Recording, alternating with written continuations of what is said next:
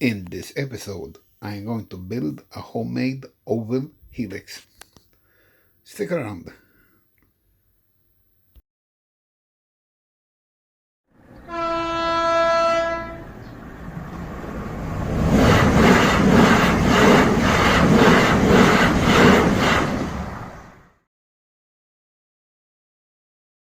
Hi again. As I've reached the end of the fiddle yard, and I did some testing as well, the time has come to build the helix. And this is where it will start. As I said, it's going to be oval because a regular circular helix will not work here because there is not enough room there. It's only 70 centimeters wide, so that would be a 35 centimeter radius. I've tried it before and it doesn't work, especially since I need to go up about 20 centimeters, 8 inches, and it will be very tight. The lack of space there will not give me enough height between each level in the helix if I made it round, and there won't be enough clearance for the trains to go through. To get that clearance, I would need to use quite a steep incline, and I don't want to do that. That will only cause problems. So what I've decided to do is follow my fingers. There. These two will meet here, and will go around there, straight up, round there, and back here, straight down here, round again, and up again for the second level, up to the top, and work its way there. And this way I should get about 20 centimeters of height. I've done it on the on any rail. It gave me about 19.5 centimeters, and depending if the measurements I use there are exactly the same. Here they'll vary a bit, I mean give or take a couple of inches, and so I could get 20 centimeters and all. So I'm going to start with that. It's all homemade. I cut my own wood. Well, I got a carpenter to do it for me. I designed it myself. I tried to use the same technology that I've seen online with ready-made helixes. And is that a word, helixes? Anyway, and you will see what I have made. Okay, stick around.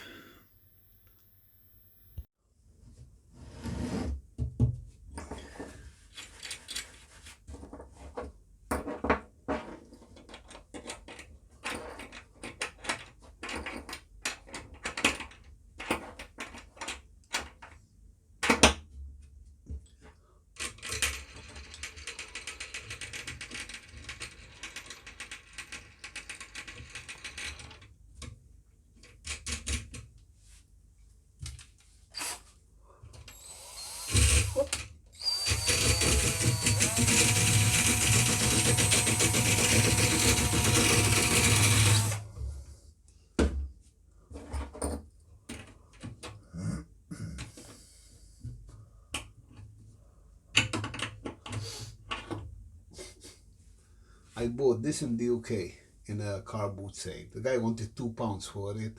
I got it for 50p, and it's perfect for this job.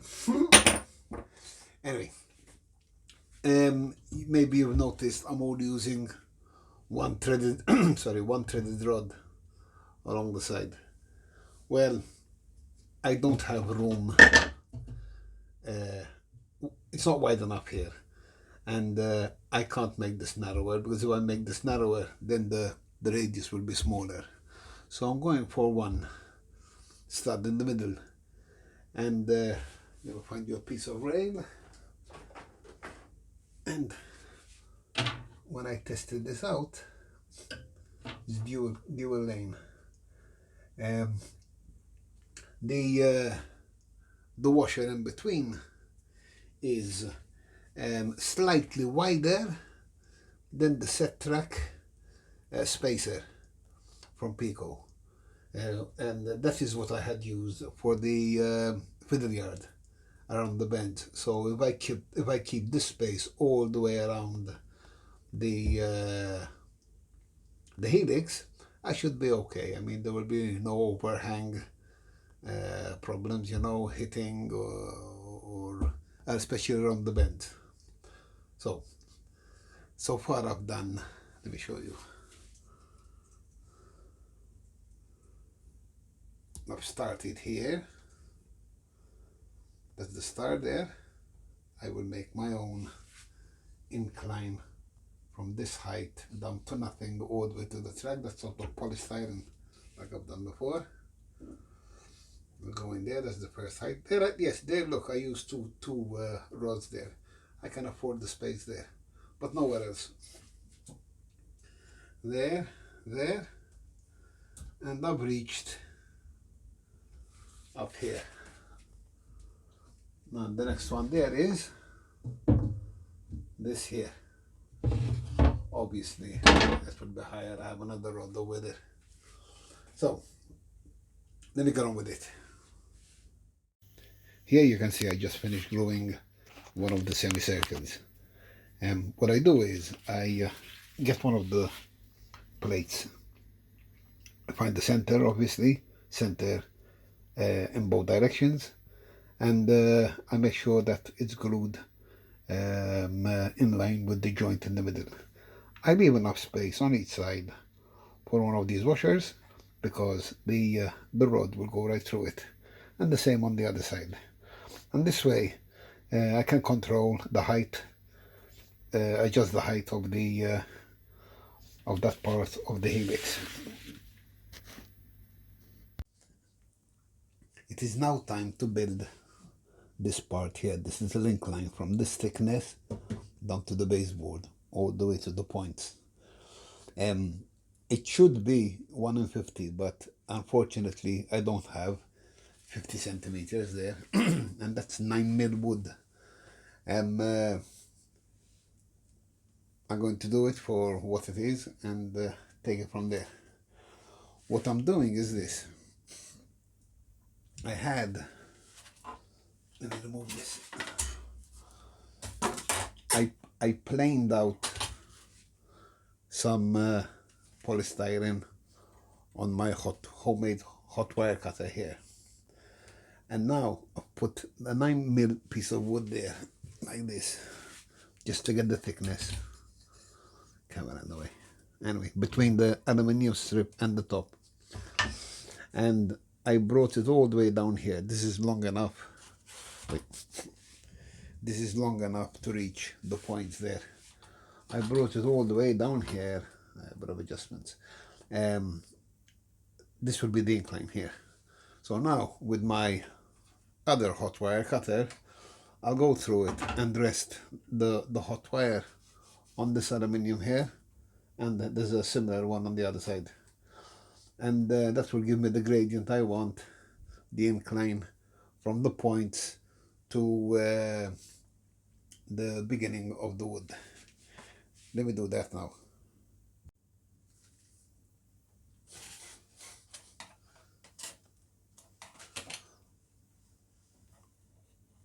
Okay, I'm gonna do this. Let's see if it goes well. I hope you guys can see this.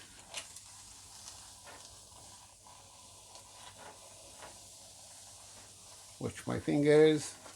Woo! That was hot.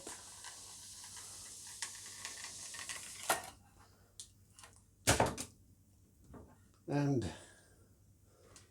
let's cut. That's the piece I want, and the rest we can put away for now. It's that thick on one end, all the way down to 0. Let me see how this fits there. As you can see, I've cut this edge here to the same angle as the wood, while the polystyrene is turned facing towards the closest point. I will bend some flex here and put it in place temporarily. I might screw it down, and then mark along the outside of the track on both sides with a felt pen, and cut this down to just like underlay, just underneath the track itself. And I will repeat this process. I will cut another one like this for the other one there, and I will end up with two separate tracks, two separate pieces of inclined underlay, so to speak, and take it from there. I'll get back to you. Okay, I've done this part as well, the polystyrene inclines.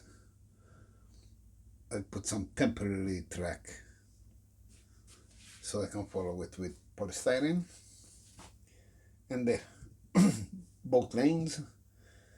And the next step will be sorry, to glue the polystyrene to the baseboard, and then start laying down some track, starting from down here with insulated joiners, because these two will be two separate blocks.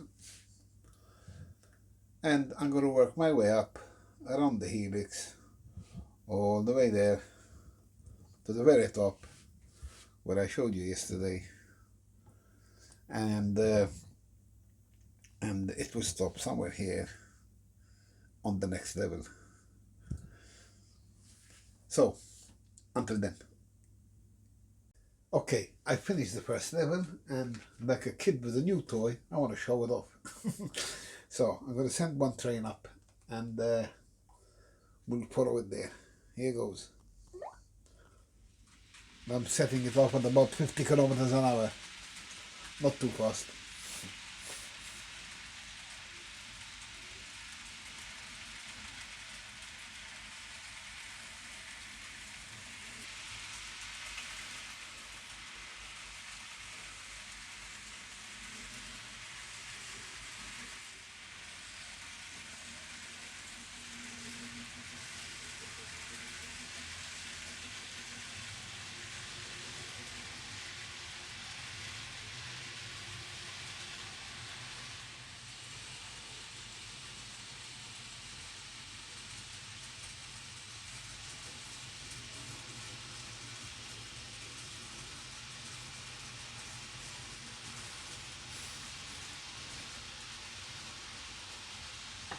I'm going to make a sudden stop before it falls over the edge over here, because this is the end of the line for now. Here, that's it.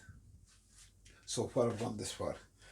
Let me bring up class 66 from down there.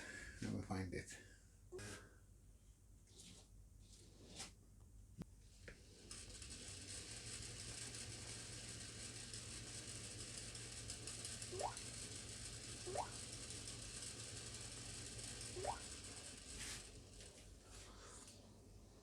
Okay, 66 coming up slowly.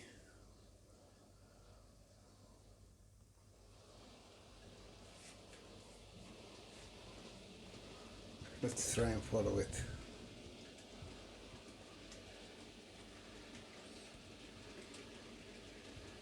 I'm going to follow it here in the bend. Yeah, there we are.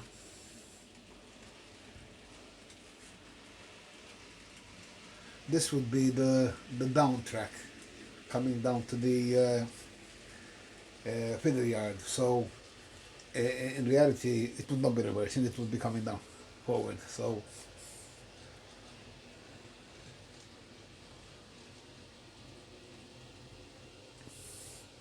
and this is doing 33 kilometers an hour.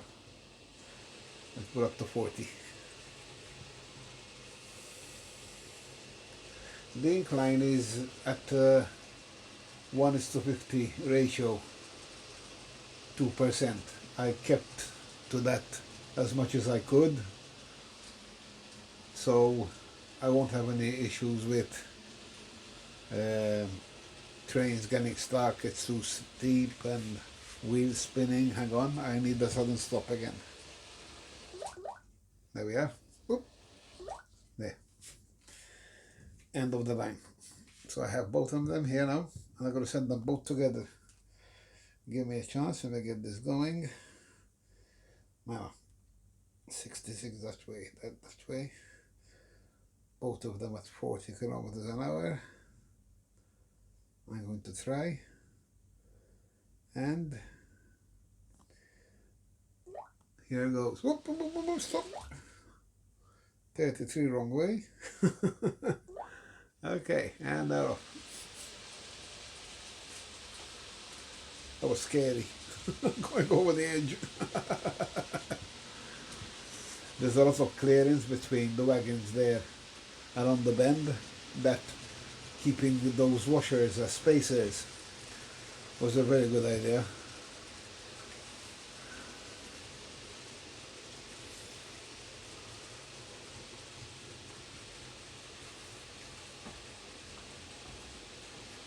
Let me see if I can lower the camera a bit. Sorry for all the shaking. Here I come. And I will be doing another sudden stop because I can't stop both of them at once in different areas.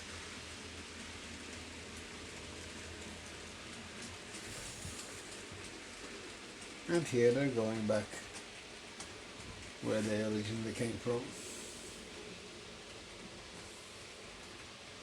And it is going to be a sudden stop in 5, 4, 3, 2, 1. There. So, for now, what I can show you, I'm going to pick the phone up. So it's going to be a little shaking. What I can show you is what I've done so far here. I love the spacing. Using the washer again, I'm going to show you. Okay, wires there. What I try to do is to avoid the joints around the bends. In fact, here I stopped short, both the same length, so when I start the next bend, at least I'll have one of the joints on a straight, because the flexi track is not long enough to go all the way around and have no joints around the bend. So one bend you need for sure. So I try to limit it to one. Even here, look, I cut the same. I have a joint on the straights, and then the others are here in the bends. And preferably somewhere where I can reach easy. That one's not going to be easy, but anyway, this is it for now. These are the inclines I made. I think I showed them to you. Oh, those very straight edges. That is my free hand, but it doesn't bother me. Okay, so for now this is it. Hopefully next time you'll see it complete all the way around here, another layer up there, another level, all the way coming this way. Okay, reaching to the very top. Until then. And we're done. Here's the Helix. It's at a, like I said before, it's at 1:50 or 2% grade.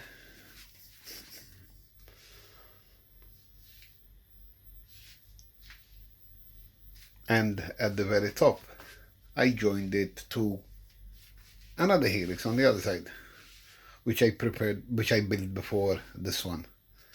I needed the experience before I filmed it. Anyway, this is the same thing, except for one thing, and I'm gonna get crap about this for sure. The line going up is on the inside on this one, but since it's an oval, that bend there isn't a problem. At least for me, it works. I'm happy with it. People may not agree, but hey, such is life.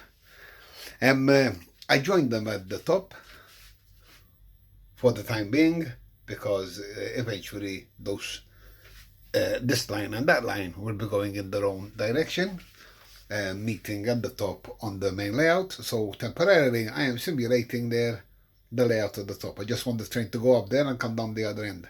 I want to make sure that all these are working properly, there's no derailments going on, and I want to start working on block detection and some automation, and this is the best time to do it before I close this up here with the main layout, but more about that later. So for the time being, as you can see, it's done. No more building to do.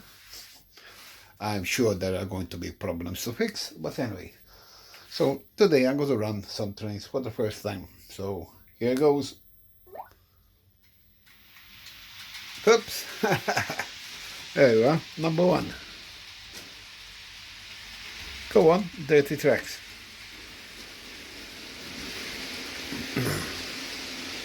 Anyway, let's follow this one for now.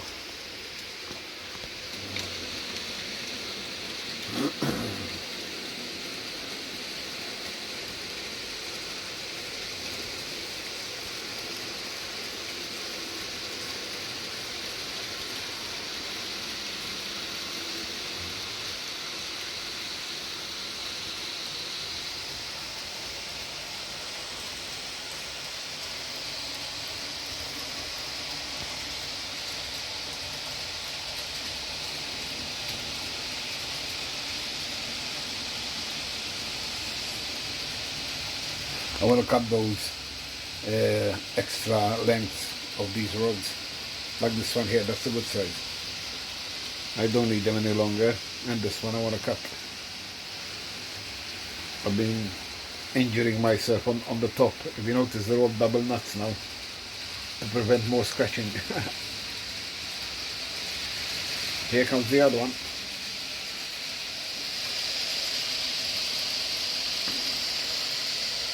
And they're on the bend.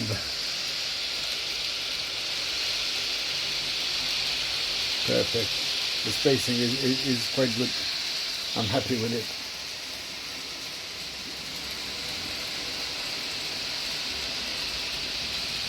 Okay, we're going over the top here.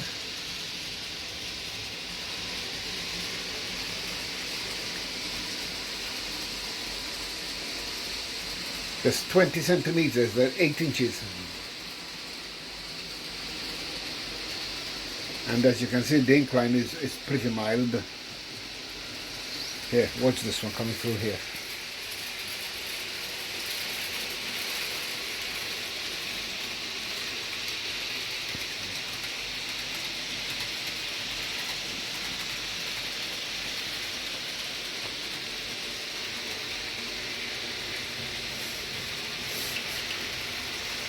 I'm hoping they will meet in the next bend, so I can show you the clearance between the two tracks.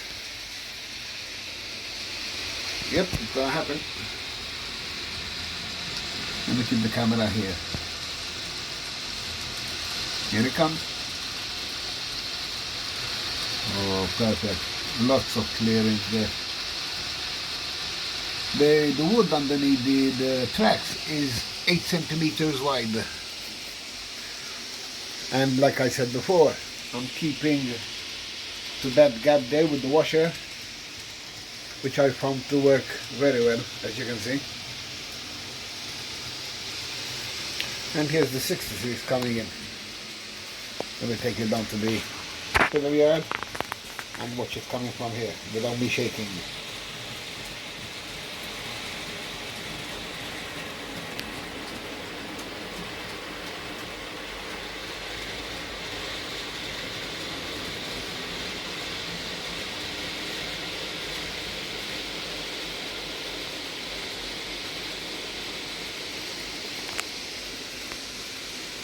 And here comes the 33.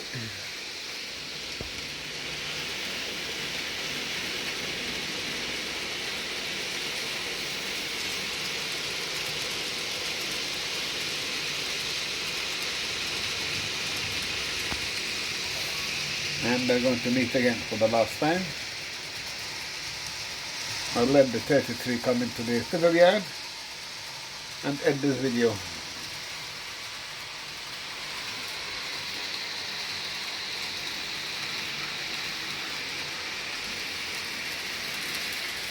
And here it comes.